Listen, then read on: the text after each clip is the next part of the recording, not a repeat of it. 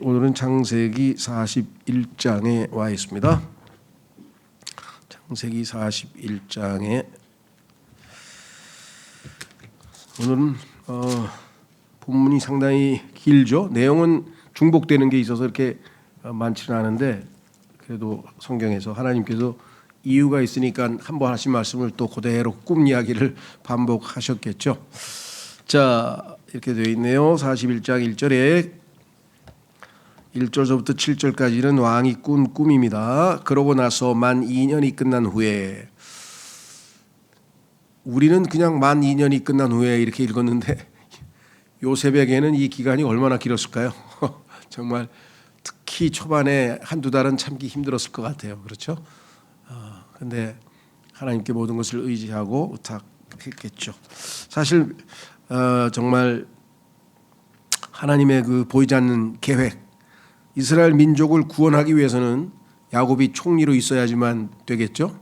그 다음에 메시아의 계보를 보존하시기 위해서도 요셉의 역할이 필요합니다. 그렇다면은 요셉에 대한 하나님의 계획은 2년간 더 기다렸다가 때가 되어서 가뭄이 오고 또 이런 이 풍년과 흉년이 번갈아 일어나게 될 그 시점에 총리로 등극하는 것이 하나님의 계획이었죠. 모든 상황을 아시고 자신의 계획을 실천하고 계시는 것을 우리가 알게 됩니다. 그렇죠? 그래서 정말 이 신앙이라고 하는 것은 우리에게 필요한 것을 하나님께서 보시는 것처럼 볼 수 있는 시각, 내 방식대로 보는 게 아니라 하나님의 관점에서 상황을 의식할 수 있는 그런 시각이 되겠죠. 자, 그래서 1절서부터 읽겠습니다. 그리고 나서 만 2년이 끝난 후에 이러한 일이 있었으니 파라오가 꿈을 꾸었는데 보라, 그가 강가에 서 있었더라. 그리고 보라, 잘생기고 살진 7마리의 암소들이 강에서 올라왔으니 그것들이 목초지에서 먹이를 먹었더라. 그런데 보라, 흉하고 야윈 7마리의 다른 암소들이 그것들의 뒤를 이어 강에서 올라와 강변 위에 있는 다른 암소들 곁에 섰더라. 그리고 그 흉하고 야윈 암소들이 7마리의 잘생기고 살진 암소들을 먹어치웠더라. 그렇게 하여 파라오가 깨어났더라. 이어서 그가 자다가 두 번째로 꿈을 꾸었더라. 그리고 보라, 줄기 하나 위에 실하고 좋은 곡식의 이삭들 7개가 나왔더라. 그런데 보라, 가늘고 동풍에 말라 비틀어진 이삭들 7개가 그것들의 뒤를 이어 솟아나왔더라. 그리고 그 가는 이삭들 7개가 그 실하고 꽉 찬 이삭들 7개를 집어 삼켰더라. 그러고 나서 파라오가 깨어났는데 보라, 그것이 꿈이었더라. 자, 그래서 우리는 꿈을 한번 확인해 봤는데요. 여기서 뭐 우리가 자세히 코멘트할 수 있는 시간은 없고요. 3절에 보면 소가 나옵니다. 소는 소위 말하면 이 이집트 문화에서는 아이시스라고 하는 여신을 상징하는 것이고요. 그래서 결국은 이집트가 이 몰락, 소를 잡아먹었기 때문에 이집트의 멸망과 관련된 이제 곧 일어날 일들에 대해서 하나님께서 예표적으로 소를 등장시킨 것으로 우리가 좀 확인해 볼 수가 있죠. 자, 그래서 이제 우리는 1절서부터 7절까지는 왕의 꿈인데요. 이집트 문화의 모습을 보여준 기록의 역사성이 입증돼 실제적으로 말씀드린 것처럼 이집트에서는 소를 여신으로, 하늘의 여왕으로 숭배하는 것이 있기 때문에 이집트 문화와 연관되어 있음을 우리가 확인해 볼 수 있고요. 역사적 기록으로. 자, 8절에는 이제 마술사들의 실패. 8절. 그러고 나서 아침에 이러한 일이 있었으니 그의 영이 근심하였으며. 그러니까 우리는 우리나라식 표현을 하면 뭡니까? 꿈자리가 사나웠다는 거죠. 그래서 깨서 보니까 영 지금 막 기분이 막 이상한 거예요. 그렇죠? 예, 그래서 이것을 성경적인 정확한 표현으로는 영이, 그렇죠? 그 영이 근심하였으며 그가 사람을 보내어 이집트의 모든 마술사들과 그곳의 모든 지혜로운 사람들을 불렀더라. 그리고 파라오가 그들에게 자기 꿈을 알려주었으나 그것들을 파라오에게 해석해 줄 수 있는 자가 없었더라. 저는 파라오는 그래도 꿈이라도 알려줬는데 나중에 다니엘서에 가면 아직 꿈까지 마치라고 할 정도로 그 술사들을 의심해서 그것까지 확인하려고 했던 느부갓네살가 있었어요. 자, 그래서 결국은 마술사들은 실패했습니다. 그래서 이집트 문화에 능통한 자들이었으나 해석지 못함. 뭔가 소가 등장했다는 게 이게 우리 여신과 관련되기는 같은데 그게 뭐지 하면서 막 아마 고민을 많이 했었지만 결국은 실패하고 말았습니다. 자, 9절에서 13절까지 이제 다시 본문으로 갑니다. 그때 음료 관리장이 파라오에게 고하여 이같이 말하였더라. 제가 이날 저의 잘못들을 기억하나이다. 마술사들이 와서 꿈을 해석하려고 막 발버둥 치는데 아차 싶은 거죠. 과거에 자기도 꿈 때문에 아주 꿈자리가 사나워서 가지고 슬픈 기색을 하고 있을 때 이 요셉이 꿈을 해석해 준 것을 기억해냈어요. 10절 파라오께서 당시 자신의 종들에게 경노하시어 저를 경호대장의 집안에 있는 감방 안에 넣으셨으니 저와 제방 관리자 둘 다 그리하셨나이다. 그런데 우리 곧 그와 제가 하룻밤 사이에 꿈을 꾸었는데 우리 각 사람이 자기 꿈의 해석에 따라 꿈을 꾸었나이다. 그런데 거기에는 어떤 청년이 우리와 함께 있었는데 히브리인이요 경호대장의 종이었었나이다. 그리고 우리가 그에게 꿈들을 알려주었으며 그가 우리의 꿈들을 우리에게 해석해 주었으니 그가 각 사람에게 자기 꿈에 따라 해석을 주었나이다. 그리고 그러한 일이 있었으니 그가 우리에게 해석한 대로 그것이 그와 같이 되었나이다. 저는 파라오께서 저의 직책으로 회복시켰나이다. 그런데 그는 파라오께서 매다셨나이다. 이런 일이 얼마 전에 2년 전에 있지 않았습니까? 그래서 꿈 해석할 줄 아는 청년이 있다는 게 내가 기억이 났습니다. 그 소리죠. 자, 그래서 우리는 13절까지는 죄수를 부름 막강 권력의 교재로 보시면 요약을 잠깐 해보면은요. 죄송합니다. 13절까지니까 잔 맡은 관원의 회상. 그 사람이 회상하고 있죠. 연관의 법칙은 작은 것처럼 보이지만 그 결과는 엄청날 수 있음. 요게 소위 말하면 상황이 이 사람에게 자기의 과거를 연상할 수 있도록 했죠. 우리도 뭘 잊어보고 지내다가 뭐 어떤 현상을 보는 순간 이거 옛날에 그거였구나 하고 뭔가 연상이 되는 경우가 있지 않습니까? 그걸 이제 심리학에서는 아마 연상의 법칙이라고 하는데 그것이 나중에는 얼마나 큰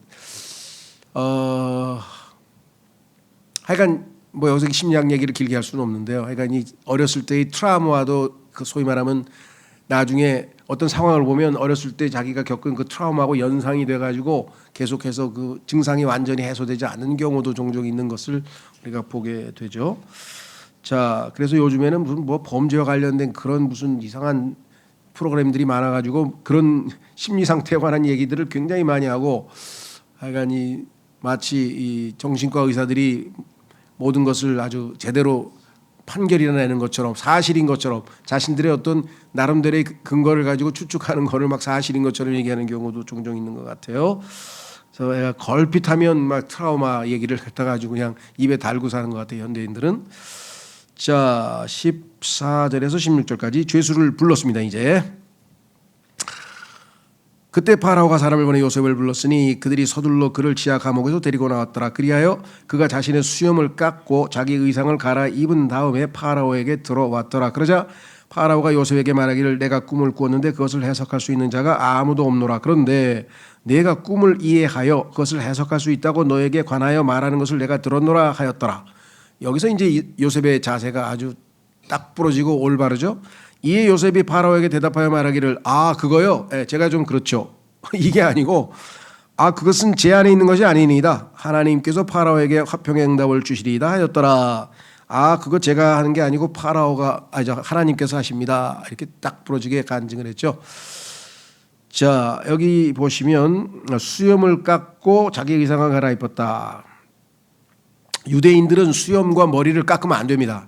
그게 하나님이 이제 나중에 율법에 보면 나오는데, 근데 반대로 이 이집트 사람들은 수염 이런 것들을 엄청 싫어해요. 그리고 머리도 빡빡을 많이 깎기도 하고, 그래서 이집트 문화를 존중하는 자세예요. 그렇죠? 의상도 죄수복을 입고 갈 수는 없잖아요. 예의를 갖추어서. 그래서 우리 그리스도인들도 뭐 그리스도인이 자유지 뭐 이렇게 생각할 게 아니고 나름대로 그래도 어느 정도의 뭐라고 표현해야 되나요? 최소한의 그런 이 세상에서의 어떤 이 관행, 이것은 예를 들면 우리가 뭐 결혼식 가는데 막 티셔츠 입고 가고 뭐 이러진 않잖아요. 그래도 뭐 어느 정도 평상시 입던 옷보다는 그래도 좀 예의를 갖춰서 가는 거나 마찬가지가 되겠습니다. 자, 그래서 다시 교재로 오면 이렇게 요약을 해볼 수 있겠죠. 막강 권력의 군주와 무명의 노예의 만남. 그렇습니다. 이게 뭐 하늘과 땅 차이의 지위인데 인간의 그 지위로 보면은 그런데도 불구하고 하나님께서 만나게 하셨습니다. 요셉은 그 일은 내게 있지 아니하나이다 고백하고 하나님께만 영광을 돌린다. 정말로 이런 요셉은 정말 우리 예수 그리스도와 너무나도 닮아 있다는 것을 우리가 보게 됩니다. 자, 그 다음에 17절에서 36절, 이게 이제 죄수가 해석을 하는 장면인데 정말 하나님께서 아주 정확하게 해석을 해 주셨네요. 자, 17절, 그러자 파라오가 요셉에게 이같이 말하였더라. 보라, 내 꿈속에서 내가 강둑 위에 서 있었노라. 그리고 보라, 살지고 잘생긴 7마리의 암소들이 강에서 올라왔는데 그것들이 목초지에서 먹이를 먹었느니라. 그런데 보라, 빈약하고 심히 흉하며 야윈 7마리의 다른 암소들이 그것들의 뒤를 이어 올라왔는데 나는 그 정도로 질 나쁜 것들은 이집트 전역에서 결코 본 적이 없었느니라. 여기서 지금 소위 말하면 버전이 좀 달라졌죠. 앞에 꿈을 얘기할 때에는 요 얘기가 없었어요. 즉 파라오가 나는 그 정도로 질 나쁜 것을 이집트 전역에서 결코 본 적이 없었느니란 말은 앞에서는 안 나왔는데 여기에 일부 첨가했죠. 지금 자기 의견을. 그러니까 100% 똑같이 옮긴 건 아니고 이런 경우가 있어요. 자, 20절, 그런데 그 야위고 흉한 암소들이 처음에 살진 암소들 7마리를 먹어치웠느니라. 그리고 그것들이 저것들을 먹어치웠을 때는 그것들이 저것들을 먹었는지도 알 수 없었느니라. 그 정도로 다 아주 상황이 처참했다. 그러나 그것들이 여전히 초기와 같이 흉하였느니라. 그렇게 하여 내가 깨어났노라.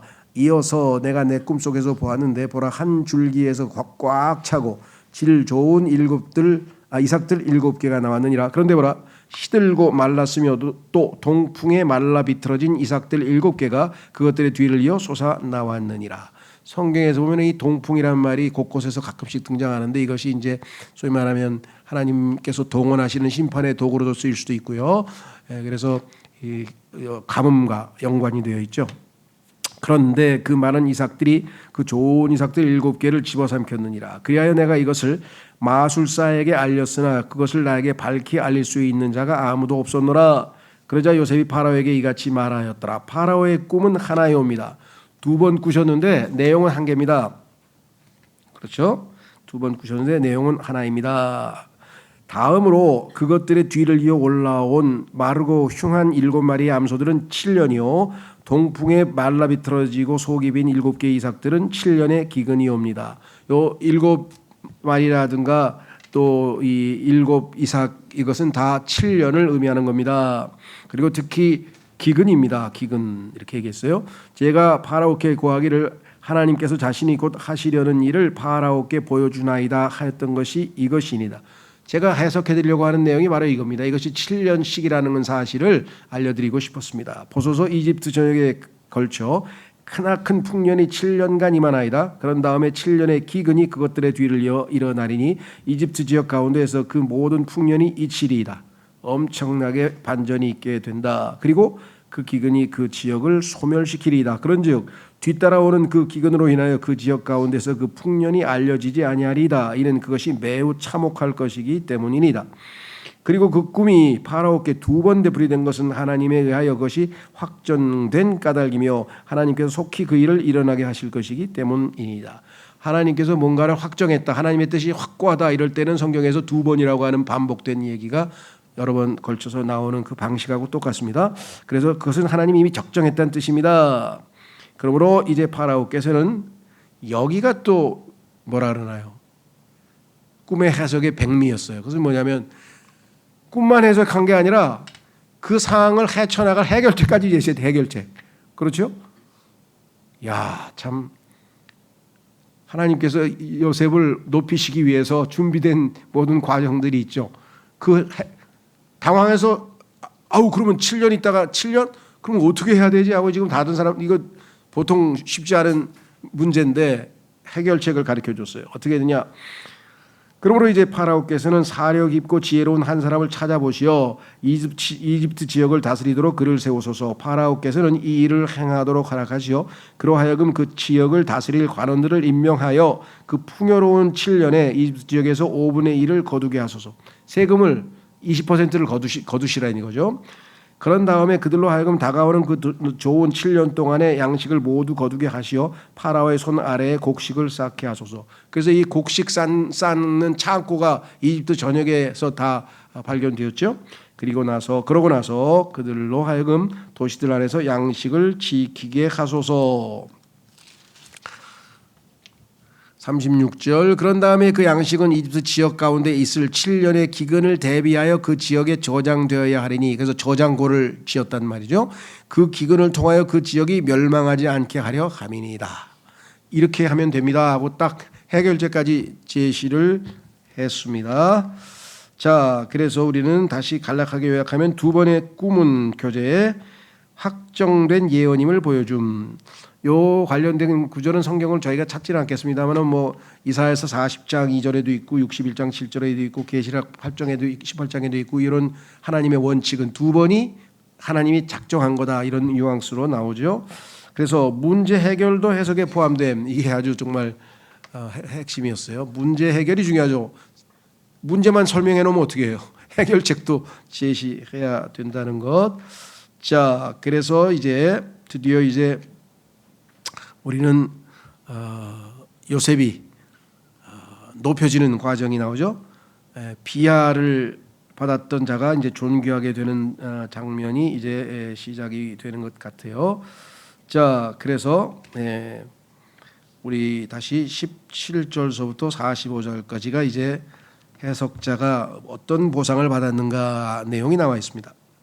17절이 아니라 37절부터 45절까지. 자, 그러자 그 일이 파라오의 두 눈에도 그의 모든 종들의 눈에도 좋았더라. 그 얘기를 듣고 나니까 얼마나 마음이 편했겠어요. 야, 그래 그렇게 하면 되겠네 하고 지금 좋았더라 이렇게 써 있죠.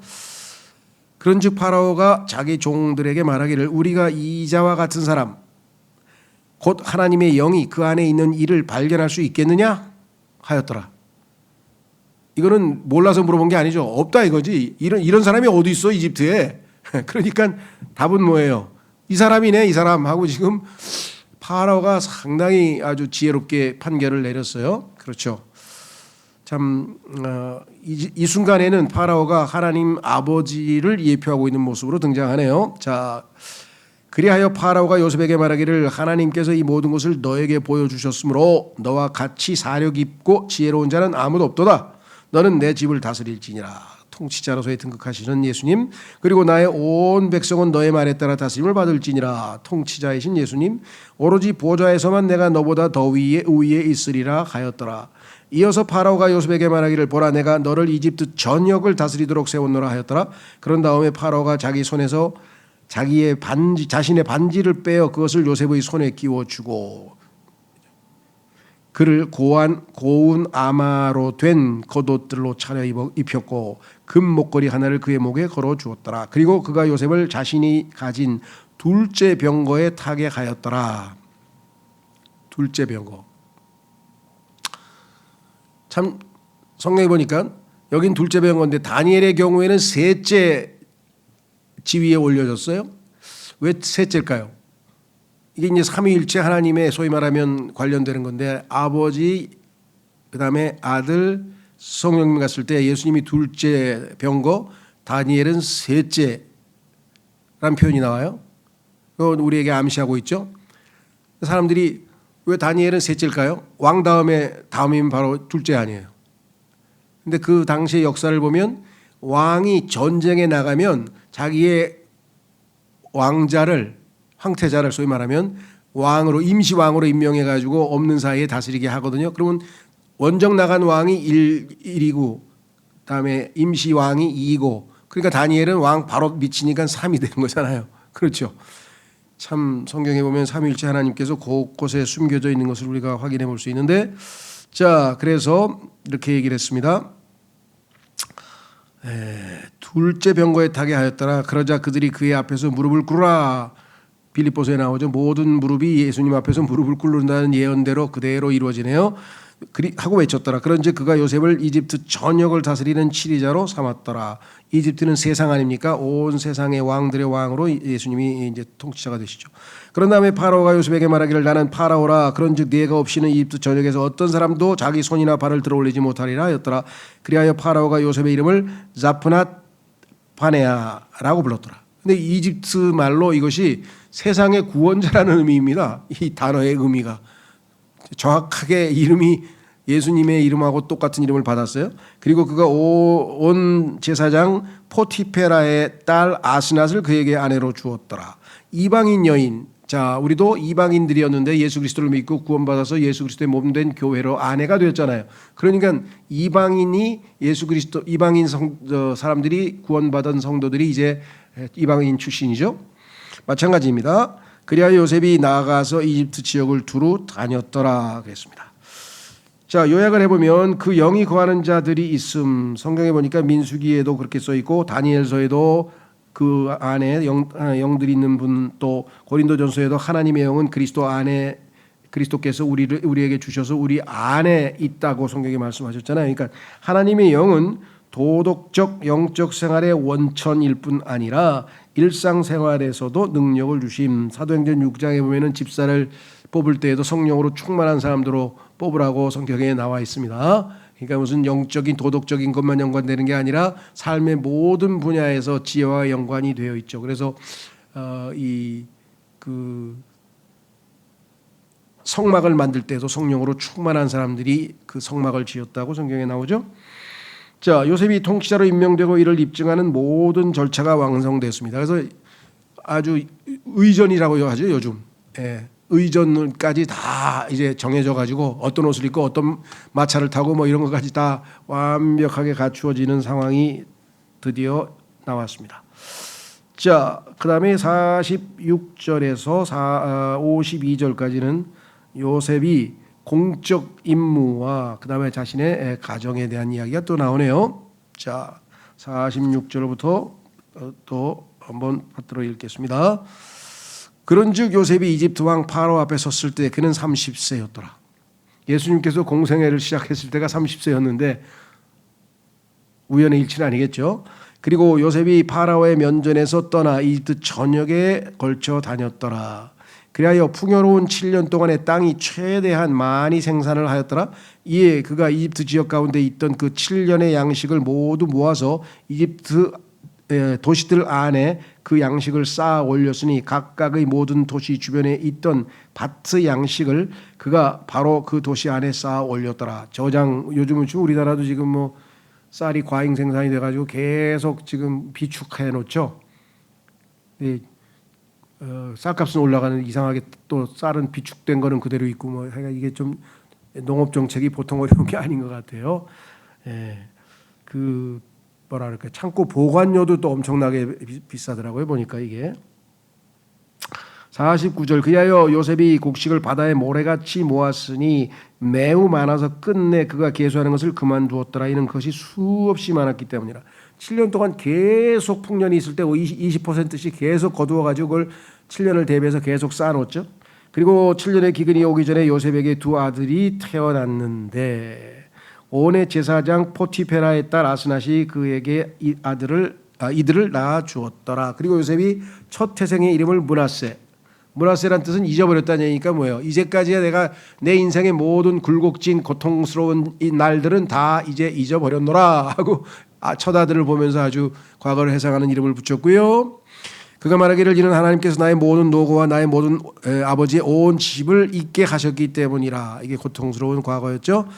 하였더라. 그리고 그가 둘째의 이름을 에프라임이라 불렀으니 이는 하나님께서 나로 하여금 나의 고난의 지역 가운데서 다산하게 하셨기 때문이라. 그래서 에프라임의 이름은 거기 다산하게 하셨기 때문이라. 열매 맺는 자란 뜻입니다. 그러니까 각자 이름에 뭐 우리나라도 보면 부모님의 어떤 소망이나 뭘 담아서 바라는 것들을 담아가지고 이름 짓는 거와 비슷하죠.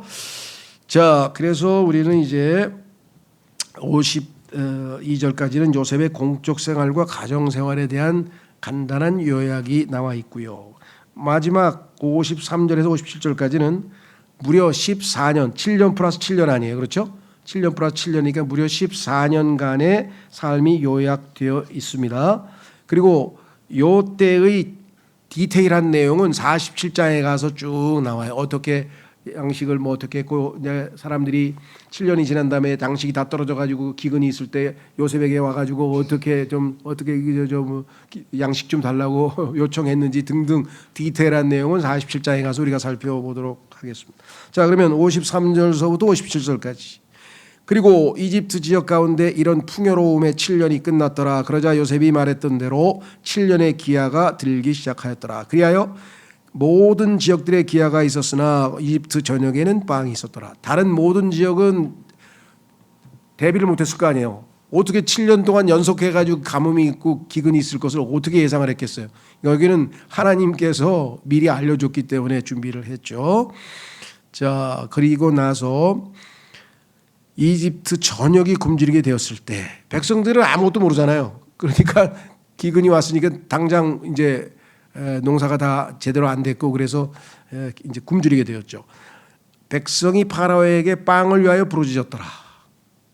왕에게 그냥 엎드려 가지고 그냥 불쌍히 여겨달라고 빵 좀 달라고 막 이렇게 했던데 이렇게 얘기했어요. 이에 파라오가 모든 이집트인들에게 말하기를 요셉에게 가서 그가 너에게 말하는 것을 행하라. 하나님께서도 내 아들의 말을 그대로 들으라 하신 거하고 똑같죠. 그런즉 온 땅의 표면에 기근이 있었더라. 그리하여 요셉이 모든 저장고들을 열어 이집트인들에게 팔았더라.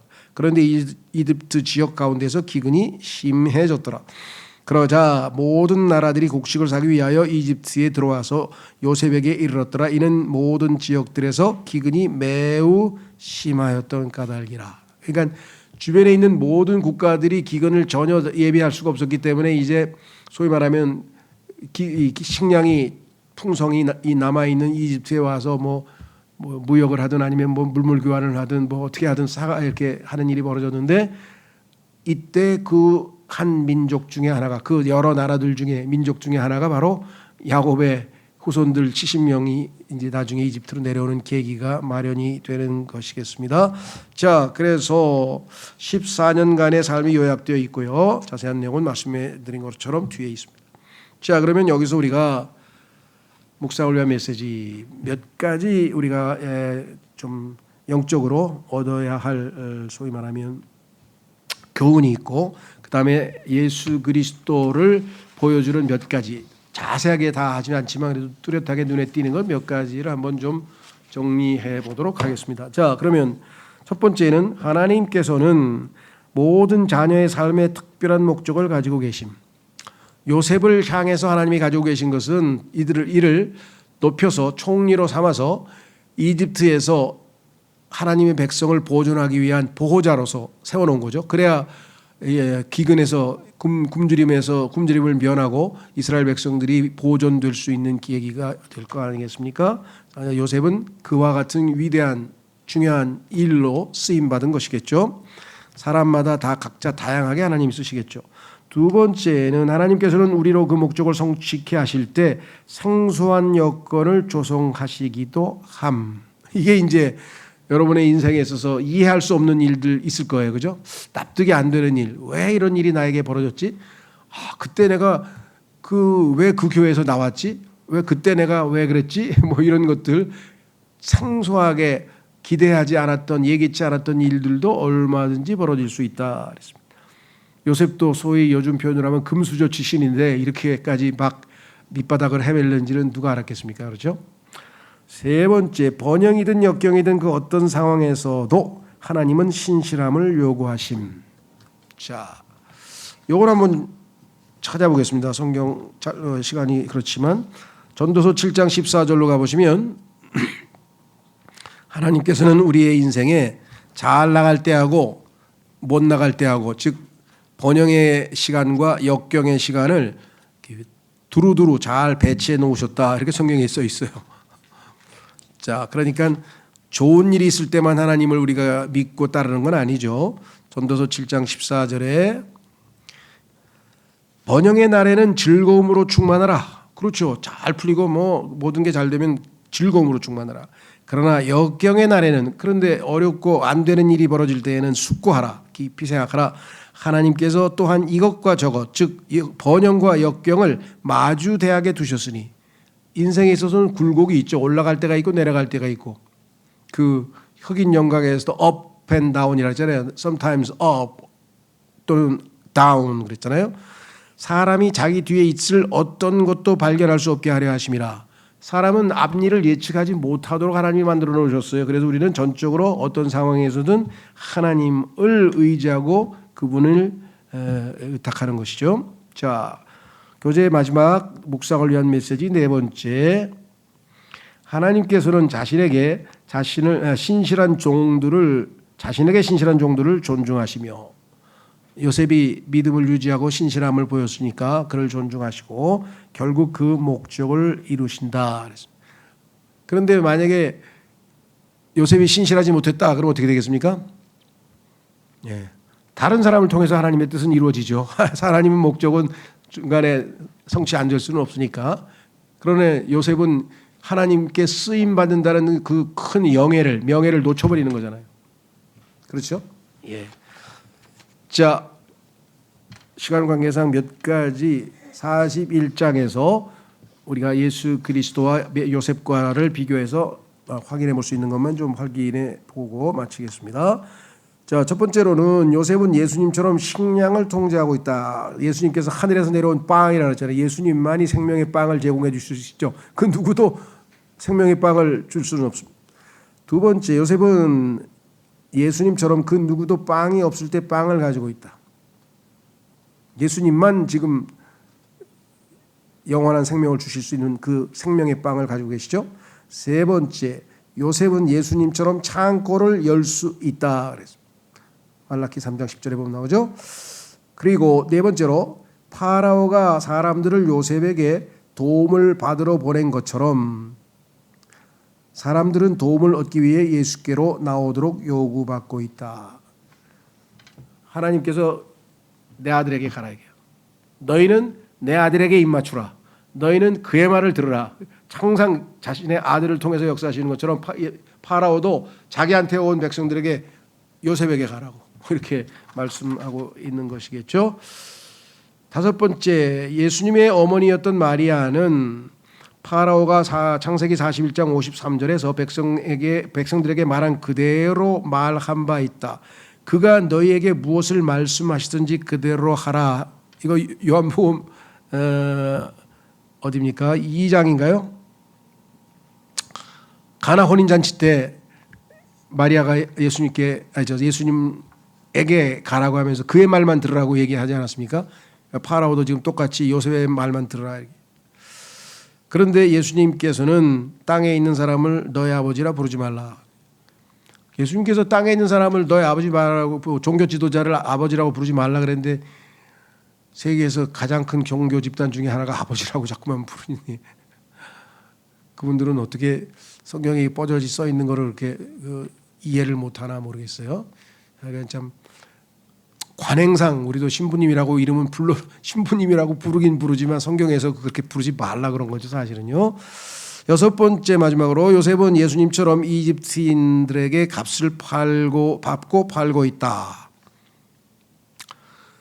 왜냐하면 죄삭은 사망이며 하나님의 선물은 돈으로 살 수 없기 때문이다. 아스낫은 요셉의 신부이기 때문에 그 어떤 것도 살 필요가 없죠. 요셉은 요셉에게 아스낫의 것이죠. 예수님께 우리 그리스도인들에게 것이죠.